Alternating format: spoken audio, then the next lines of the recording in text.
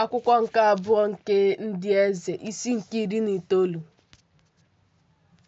O ruo mgbe eze bụ Hezekaya nụrụ ya na ọ dọwara uwe ya niile, were akwa mkpe kpuchie onwe ya, baa n'ụlọ Jehova, wee zie Eliakim nke bụ onye isi ụlọ, na Shebna bụ ode akwụkwọ, na ndị okenye ndị nchụaja, ndị were akwa mkpe kpuchie onwe ha.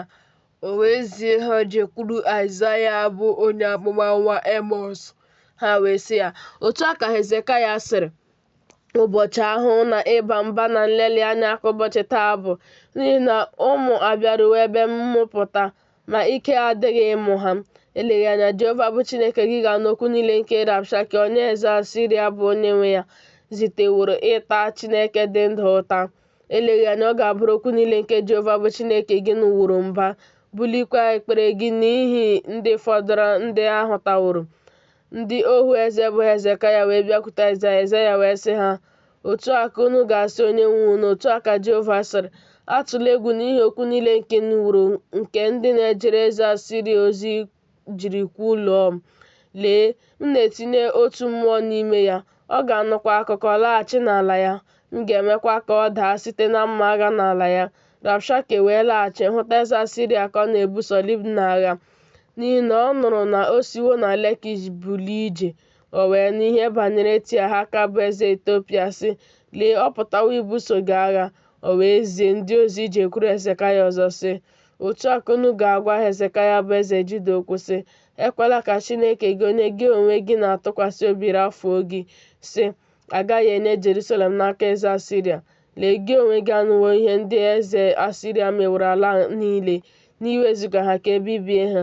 A ga-anapụtakwa gị onwe gị chi niile nke mba niile ọzọ. Ha napụtawo ha, bụ ndị nna m ha bibiworo, Gozan na Haran na Rezef na ụmụ Edem ndị nọ na Telasa. Olee ebe eze Hemat dị, na eze Apad, na eze obodo Sefavaim, na Hina na Eva?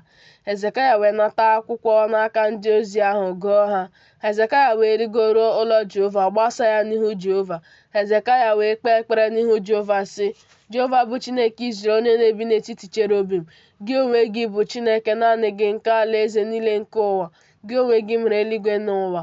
Jehova, tọọ ntị gị n'ala nụ. Jehova sị, ha anya gị abụọ hụ, nụkwa okwu niile nke Senakerib nke o jiri zite ya ịta Chineke dị ndụ ụta. N'eziokwu, Jehova, ndị eze Asiria emewo ka mba niile na ala niile ha tọgbọrọ n'efu. Ha etinyewokwa chi niile ha n'ọkụ, n'ihi na ọ bụghị chi ka ha bụ, kama ha bụ ọrụ aka mmadụ, bụ osisi na nkume. Ha wee mee ka ha laa n'iyi. Ma ugbu a, Jehova bụ Chineke anyị, biko zọpụta anyị n'aka ya, ka alaeze niile nke ụwa wee mara na gị onwe gị bụ Jehova bụ Chineke naanị gị. Aịzaya nwa Emọs wee zigara Hezekaya ozi sị, otu a ka Jehova bụ Chineke Izrel sịrị, ekpere nke ikpe were m banyere Senakerib bụ eze Asiria anụwo m ya. Nke a bụ okwu nke Jehova kwuworo banyere ya. Nwa agbọghọ na-amaghị nwoke bụ ada Zayọn eleliwo gị anya, chinye gị ihe ihere n'ihu. Ada Jerusalem efufewo isi n'azụ gị. Onye ka ị taworo ụta, kwulukwa?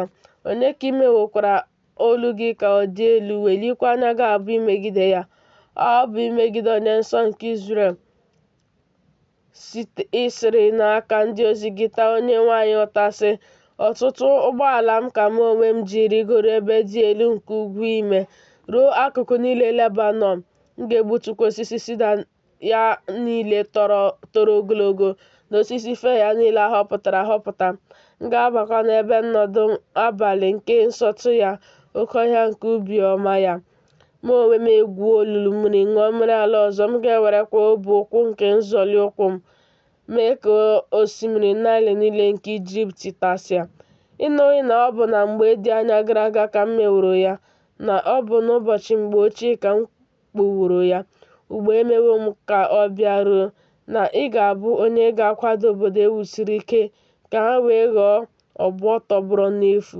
Ndị bi n'ime ha wee ghọọ ndị aka ha dị mkpụmkpụ.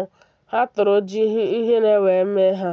Ha ghọrọ ihe ọkụkụ nke ubi, na akwụkwọ ahịhịa nke ndụ, na ahịhịa nke elu ụlọ, na ọka chawụrụ achawụ tupu ọ tolite.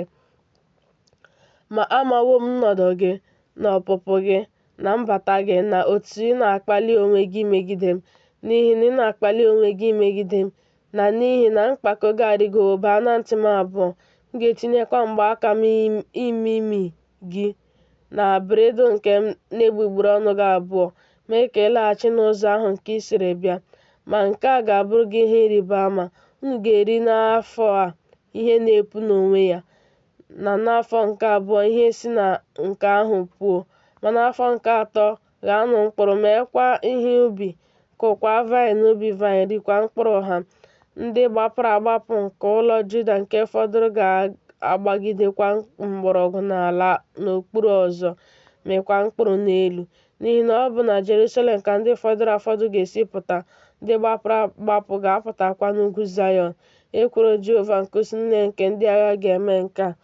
N'ihi ya ka Jehova kwuru okwu banyere eze Asịrịa otu a sị: ọ gaghị aba n'obodo a, ọ gaghị agbakwa otu akụ n'ebe ahụ, ọ gaghị ewerekwa ọta bịa n'ihu ya, ọ gaghị akwụkọtakwa ihe ntụkọba imegide ya. N'ụzọ o siri bịa, n'ụzọ ahụ ka ọ ga-alaghachi, ọ gaghị abakwa n'obodo a. Ọ bụ ihe si n'ọnụ Jehova pụta.